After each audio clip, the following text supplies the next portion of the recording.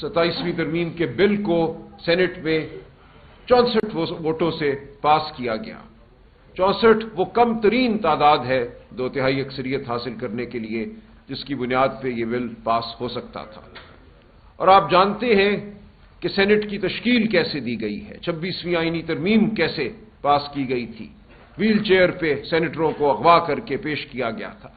کل بھی ایک ایسا سانحہ ہوا، 2 سینیٹروں نے اپنی پارٹیوں سے غداری کی، غداری کی بنیاد پر ایک سیاہ مسودے کو پاس کیا گیا۔ اور یہ سیاہ مسودہ کیا ہے، یہ کیا کہتا ہے؟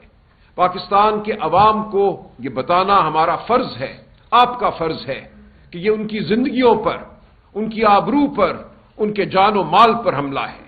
یہ نہ سمجھیے کہ بس ایک آئینی ترمیم ہوئی جو کوئی قانونی نوعیت کی بات ہے جس کا کوئی اثر ان کی زندگیوں پر نہیں پڑے گا۔ آج صبح ہی میں ایک عدالت میں پیش ہو کر آیا ہوں جہاں آج سے ہی جج صاحبان کے تیور بدلے ہوئے ہیں، آنکھیں جھکی ہوئی ہیں، دل بجھے ہوئے ہیں۔ آج ہمیں نظر آتا ہے کہ پاکستان میں قانونی نظام، عدالتی نظام عملاً ختم ہو چکا ہے۔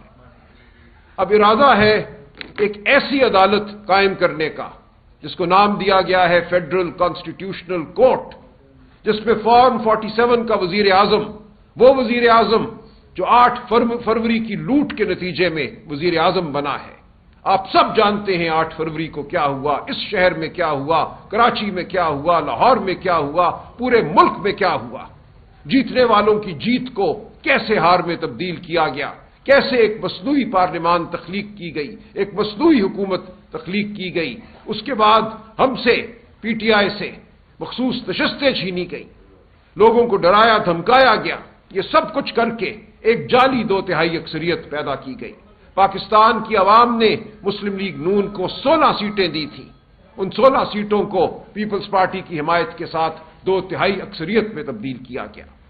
اس میں حصے دار ایمل ولی بھی ہیں اے این پی کے، اس میں اور بھی ہیں، باپ پارٹی بھی ہے، سب کو کچھ نہ کچھ دے کر ایک مصنوعی 2/3 اکثریت کے ذریعے پاکستان کے عوام کے حقوق پر حملہ ہے۔